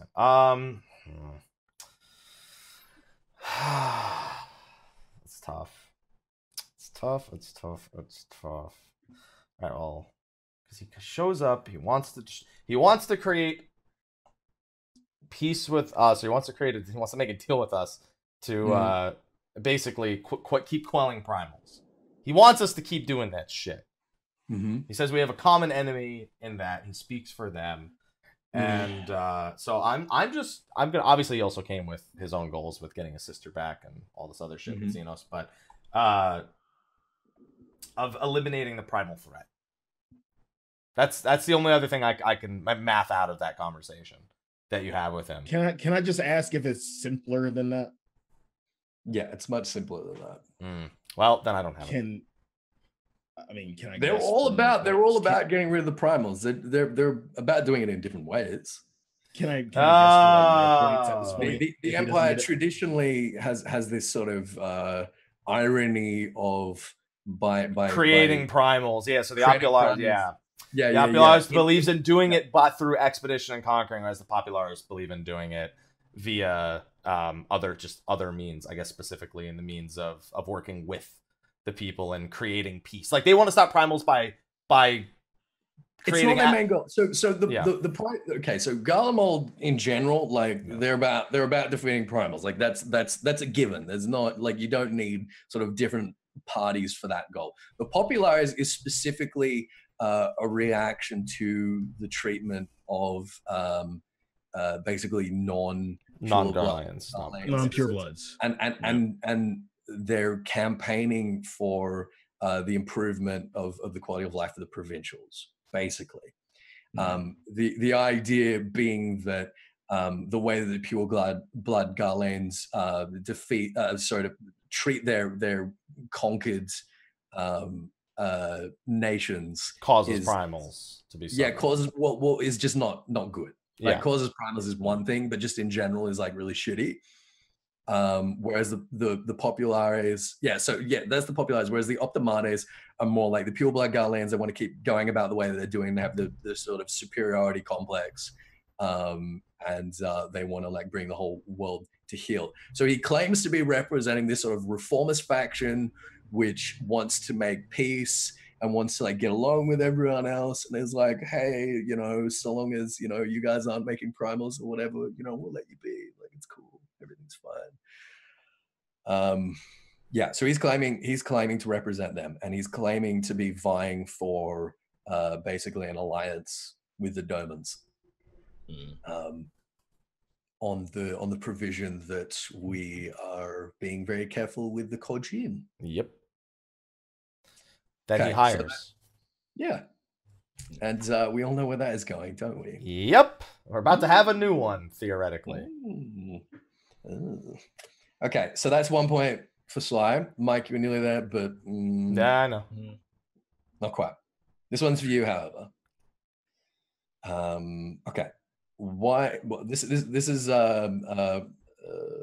actually no, I'm not going to tell you that because that'll give it away. Okay. Why did the Ixali Kezul Itzkan commandeer the hybrid airship Dezel Kalan? So he could find the promised land himself. Okay. Well, I mean, he specifically because he takes it, and that's how he finds Slyh, and then discovers all the rest of this shit. Okay, so what is he looking for? He's specifically looking for their homeland. Okay. The one that the whole point of the Ixal. You're looking for the name of the homeland right now, aren't you? No, I mean it's fine. Like you're there. Okay, yeah. That's what he does. He basically takes it. Yeah, he's looking for Ayatlan, and he finds Slyh, and then you go into the fractal, he finds all these creatures, finds out the truth, goes back, tells them, and they're like, we'll find our own. We'll make our own homeland. So he actually heard of Slyh. There's been a couple of like expeditions and like sky pirates and stuff trying to get there, and he's heard of Slyh. They've kind of heard rumors of the stuff that's going on there, and he went to sort of investigate because he was sort of like, is this Ayatlan? And he goes there and it's just like a nightmare, basically. And like you say, he finds the Ixalion. He realizes that they're descendants of the Ixalion, and he comes back all nihilistic, thinking, oh, bro, we have no purpose, or we were created in a test tube. There is no promised land. And then like you say, what's his name? Don't ask me. What's his name? I never. The only beast tribe I didn't finish was the Ixal, just to give you. He's like, we'll find our own promised land. Blah. Yeah, so you're absolutely right. Congrats. Thanks, man. Okay. Okay. This is actually our last question. Let me have a look here. I'm trying to decide how many points it's going to be worth. It's like the last round in Family Feud, where no. Because we're not getting a lightning round, are we? So yeah. So no, we don't have time for lightning rounds. Yeah, we got like 25 minutes. Well, I didn't. You didn't do one. He didn't do one. So this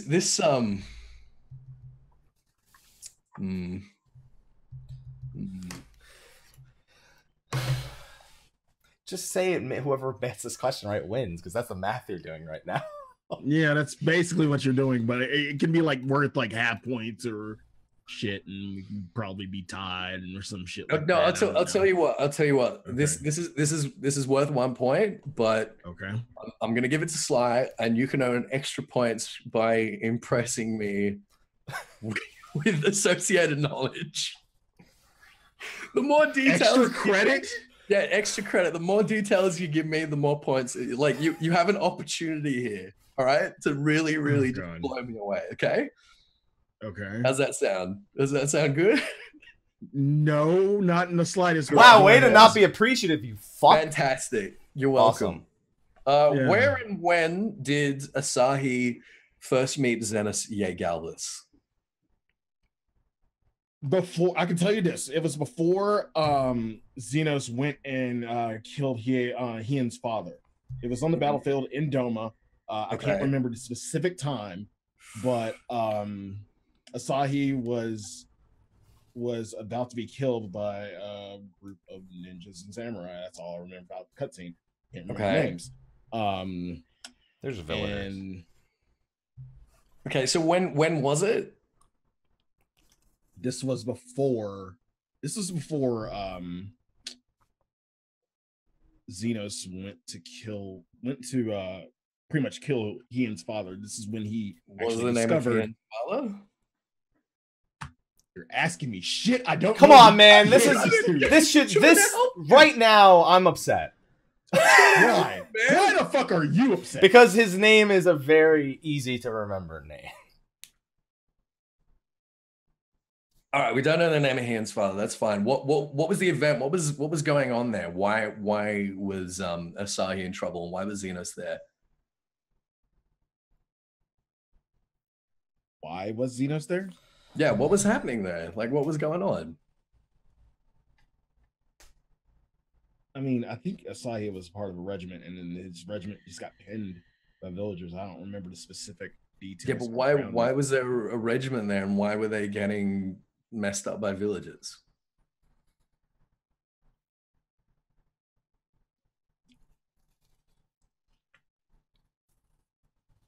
I'll say it was an ambush, but I think it's wrong.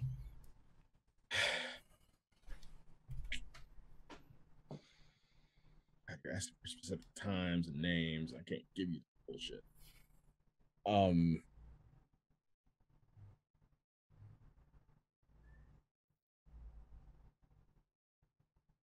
Wasn't Asahi there to just tell me everything you know about this event, this period, what's going on here, what's happening, how it's happening.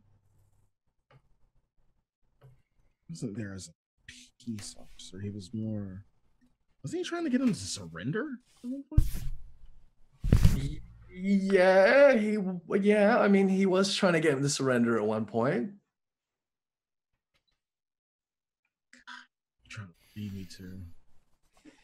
God damn it, Slyh. God damn you. I'm not getting where you're trying to lead me to. All right, you get 1 point, Mike. His father's name was Lord Kyan or Cyan. It's a reference to Final Fantasy VI. First of all, they were there. It was the expedition where they took over Doma. That was no, it wasn't. It wasn't that. Oh, now I feel dumb. Doma was already an imperial province. Oh, this was when they were calling the resistance. This was when the resistance had rose up, and this is when they quote. Why? What do you mean, the resistance? Why did the resistance rise up? So Cayenne was basically a puppet king. Yeah. They were under imperial control, and they had been for decades. Yeah. Yeah. Well, this is the event. So remember back in 2.3, Slyh, where Yagiri comes, and basically this Doma was raised last time we tried. So this is that when they were raised. Pretty much when everything that they loved was leveled pretty much, and it was a complete subjugation of the Doman people, like quelling all resistance. Why were they? I mean, hadn't they been building that resistance up for they had been building it up for a long time. He was a puppet king. I mean, not really. Like they weren't happy, but it wasn't like it was opportunistic. It was opportunistic. It was right when it was. No, it wasn't when Solace died. It was. Oh, it was when Solace died. So what happened? This is basically at the exact same time as the starting of A Realm Reborn. So it's like yeah, that's right. The 5th year of the 7th Astral Era, more or less. Yeah. Solace dies, Then Varys and his uncle are both fighting, and they're trying to fight for the throne. Instantly descend into a civil war. Cayenne and Gosetsu notice this, and they say, "All right, here's our opportunity. Enough is enough. Fuck these guys. We're gonna toss them out while we've got the chance."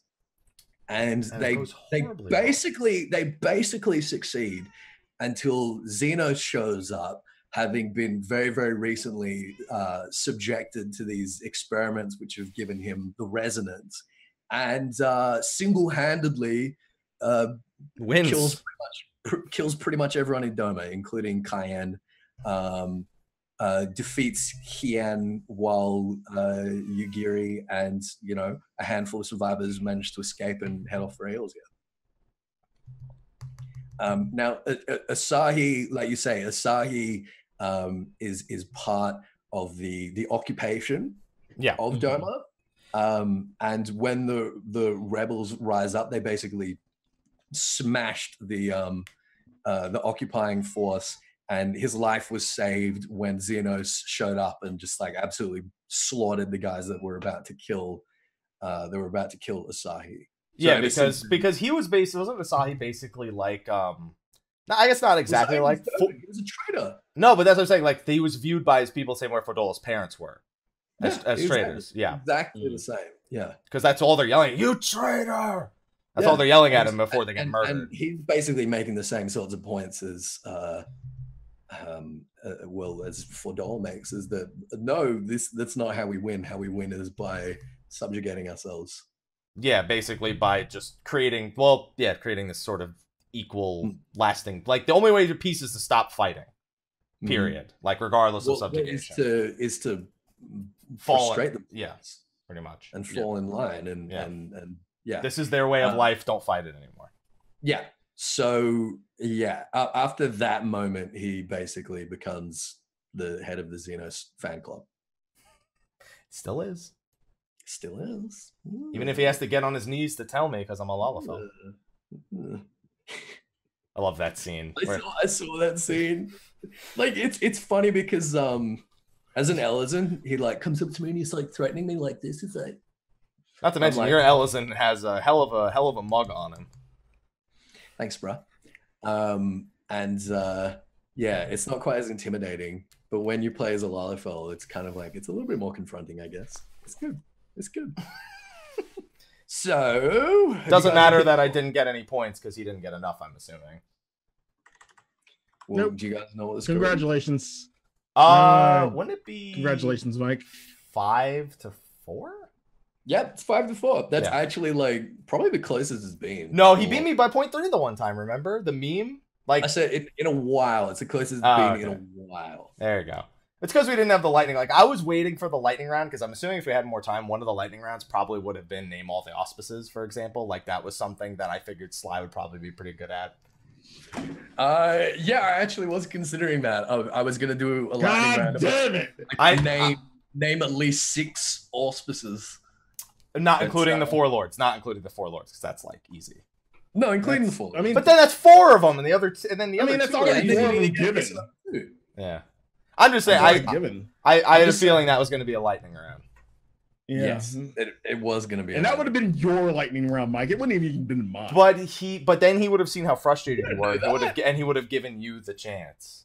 He didn't know that you knew all their fucking names. He wouldn't have just. I kind of knew that.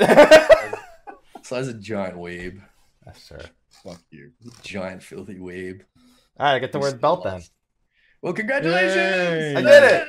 Yay, the prize. I don't feel, and for once, the questions that I got wrong, I don't feel too bad about getting wrong. Sometimes I'm frustrated, but not this time. Yeah, no, I get that. No.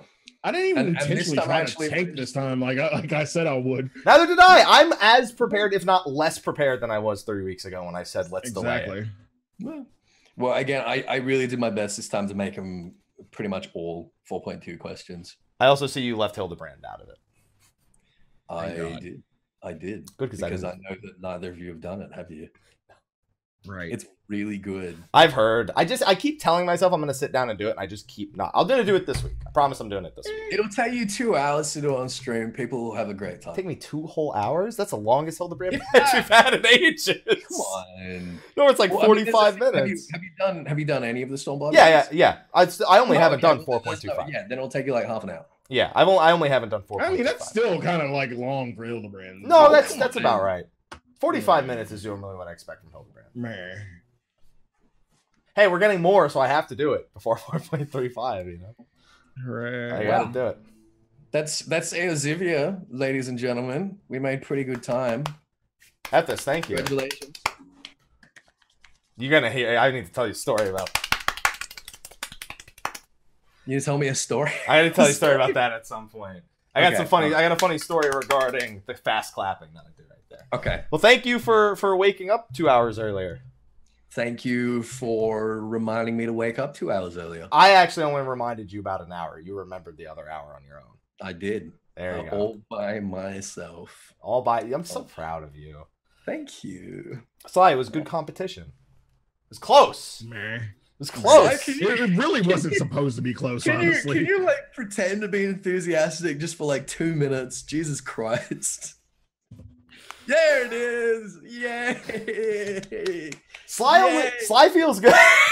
Sly feels good about lore shows where he's confident he actually knows things. When he doesn't feel confident, he doesn't know. This one was just what? Why? It's why? so. Why all these fucking Isle of Val questions when I only know maybe? Let's just put it this way. Eorzivia is usually within 3 weeks of a patch launching. We're now maybe less than 5 weeks out from the next one. We're like almost we're literally like. If my prediction is May 22nd, we're less than a month away from the next patch before we got to Eorzivia. Yeah, that's true, actually. That's a good point. And we still haven't done Hildebrand. To be fair, Hildebrand's 4.2. Thank you for the Eureka questions. The ones I felt most confident about. You're so welcome. Just a quick question about Eureka before we wrap things up. I got raid in about 12 minutes. Has there been anything you could glean from the positions there yet? I don't know if there's any lore on any of those places or things you could derive from their names. Not really. I mean, there's the new void, and that's most definitely just a reference to Pazuzu. And Pazuzu being like, yes, this is going to be the seat of my new kingdom. I'm going to take over this island. It's going to be mine. What about Lamashtu? She's like, my blood is supposed to be your blood. Your blood, your blood, your blood, your blood, your blood, your blood, your blood. Starts freaking the fuck out. Pretty much. Other than that, there's not much. I mean, now that we've heard that the next area is going to be ice, and there's been some data mining that has showed that there's basically 5 areas surrounding the tower. So it's going to be like the island has been like fractured into each of these elemental extremes. And we're going to be seeing an ice aspected zone next, then probably, a fire aspected zone, an earth aspected zone, whatever it is. It's gonna continue for a while before we get to investigate the Charlene Tower at the center. So how many zones do you think we actually get to do? Because I don't think we're expecting, unless they do multiple zones in a patch or something. Yeah, well, I mean the data mining seems to imply that there's a total of 6 zones. So it might continue into next expansion. Yeah, I mean it could. I don't know. I hope it doesn't. I hope it doesn't as well, because I want something different.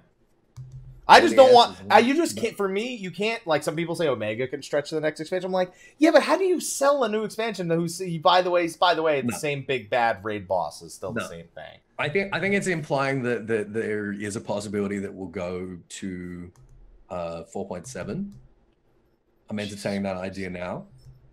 I don't think that they will announce that being the case until we've had FanFest and they've actually announced the next expansion already. They'll probably say at that point, oh, by the way, there's going to be a couple of extra patches. Because if they said it now without having a date for the next expansion, people will be like, oh, it's never coming. Oh. You know what I mean? So don't be surprised if we see a 4.7, I'd say. All right. Yeah, we talked about that a lot in the last couple of weeks on the show. You would have been there for the discussion last week, but you weren't. I was there. Yeah. No, I was there. Oh, yeah, he was a kangaroo. Yeah, I was a bit quiet. But I was there. Yeah. Oh, yeah. You're right. Definitely. All right, well, thank you again for joining us. So for anyone who's wondering what we're doing for the next few shows, Sly and I discussed this right before we went live. Next week, Layla's going to be joining us to talk about his Prep 4 Ultimate, because that's going to be right around the corner. Also, he's got a new podcast that he's been doing on Thursdays, so we're going to give him the opportunity to ask him a little bit about that, what his goals are with that as well. For the following weeks, we're probably going to be doing Friday or Saturday shows, mostly because we'll probably have a live letter May 11th through 12th, which will be a Friday or Saturday. The following week would probably be preliminary patch notes if the first prediction's correct, and the following week would be delaying it so we can play all Tuesday, Wednesday, and get full thoughts on 4.3's initial launch. So those are the next 4 patches that we're planning, and then we'll probably have a spoiler cast pretty quickly after 4.3, mostly because Ivalice, I'm sure, is going to be a hot topic going pretty quickly into it. Yes. There you go. So those are our plans for the next 4. We have show plans for at least 4 weeks plus spoiler cast for 4.3. So we're well prepared this time. Just expect Friday, Saturday shows to be a big possibility.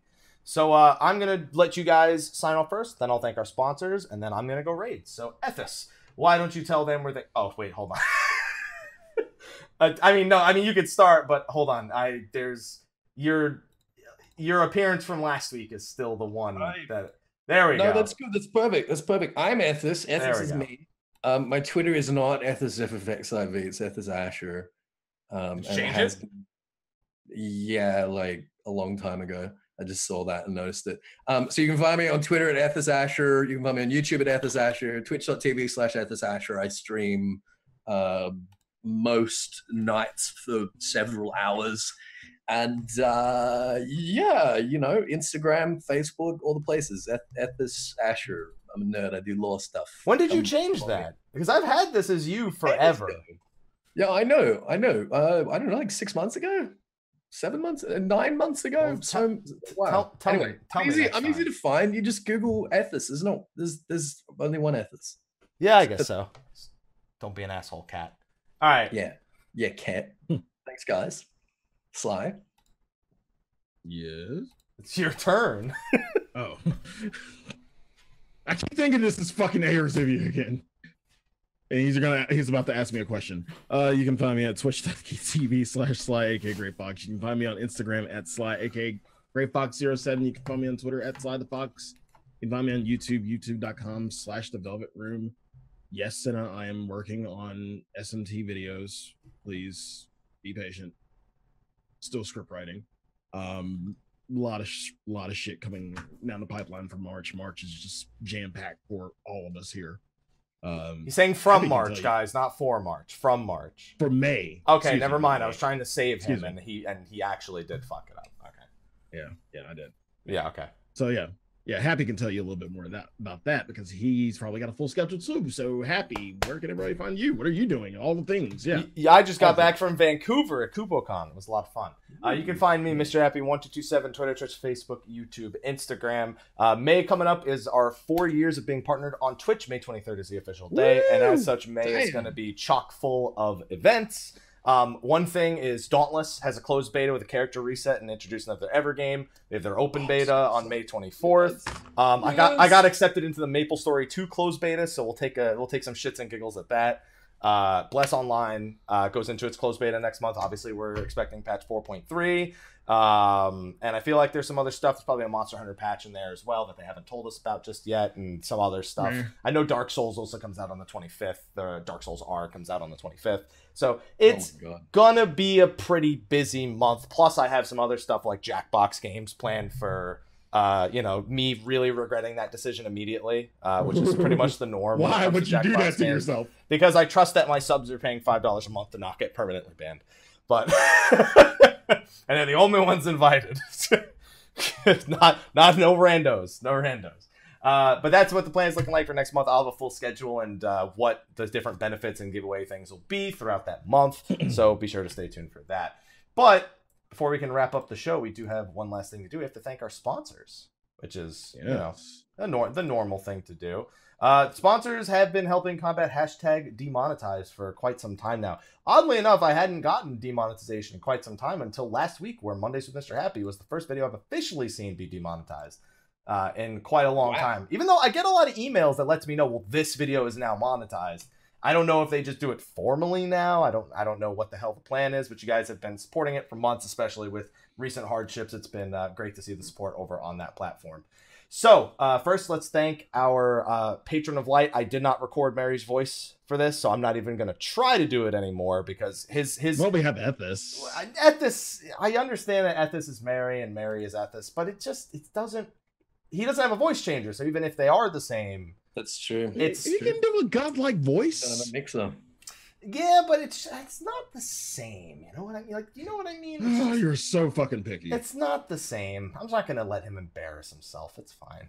But anyway, excuse me. Well, trying to do it without the voice changer, it's like when I do it. It's gonna sound like shit. Wow, might it sound like a now you can say it's sexy, but you can't say it like Jesus. So if you want to do a sexy patron of light, you're more than welcome. No, you go ahead. All right, because that wouldn't be embarrassing. No, it's yours. Just no Jesus voice. I know my place. Yeah, it's in Australia. Exactly. But anyway, so Khuja Cross is the Jenova server. Thank you for being the patron of light. They have a picture of their house, which, as someone who's colorblind, I don't know what color your roof is. So somebody please tell me, because I looked at it, I was like, wow, that's different, and then I was like, I don't know what fucking color that is. Nice breakfast, by the way. Thank you for waiting till the end of the show to do that. So thank you for supporting over on Patreon for that. We also have a bunch of other sponsors. We have our standard sponsors, Serren and the Avalanche family on Marlborough, John Odin of Tonberry, Nairik Vizsla, the Emerald Dragoon, Kifca and the Grey Eagles on Exodus, Dark Graver, Kadayoshi from Khuja, Skia Symphonia from Ragnarok, Rah Xephon from Exodus, Rylanator, Westaur, the Purple Warrior, Eadric Redsteele on Exodus, Lexxie Valentine, Mantaru the Rivivus FC. I just see you nodding in my peripherals. Sour Cream and Chives from Jenova, Rynoet Chikara, Goetia, Valefar of Siren, Hersh, Fersh, Faerie, the Phoenix Down Free Company on Goblin, and Serren from Zodiark. And then we have our elite sponsors. We have Diablo, Holy Tabasco, Red Thorn Asura, Kurenai Oni, Askin Hawk from Shiva, Oscar, Crash015, Mustang, the Serenity FC on Ultros, Kat Kazuma, Serial Kira and the Reckless Tea Party FC on Cactar, Ignis Fairgun from Diablos, Valestra Famfrit, Knock Quarters from Excalibur, Krovos Moonscar, Nakaname Balmung, Private Mikey, Spike, Nadine Kirasame, Rudy Rudiger, Tin Colossus, Killer Hackman, Rawl Jr., Ramil Gaming, and Kiltastic Jones. What's in that, by the way? It's a chocolate croissant. It's delicious. Chocolate croissants are pretty fucking good. It's so good. So thank you to all of our Patreon. Yeah, I do want one. Did you ask me if I wanted one? No, he did not. Well, I'm making you offer me one. There you go. He's chewing and swallowing. It's mine. It's all mine. Okay. Well, I didn't say I wanted that one. I just want one now. There you go. So thank you to our sponsors. But on that note, we're going to wrap it up. I'm going to go get ready for Raid before they get upset with me, which is in about 1 minute. They told me to be online. So we're wrapping up at just about the right time. Yeah, technically Raid doesn't start for 6 more minutes. They'll be all right. But again, like 30 minutes after that. And yeah, with my fucking luck. Please no. Exactly. Please no. So I say you do a post show and then wait until they fucking get on. Yeah. How about that? No. Two wrongs don't make a right, Sly. 2 wrongs don't make a right. It just saves me the frustration of being right. There you go. So anyway, thanks for watching, everyone. Yes, thank you for watching. Yes, thank you. And we will see you next week, where Layla's going to be joining us to talk about his preparations for Ultimate and his new podcast. So thank you. We will see you next week. And until then, take care. Bye. See you next week.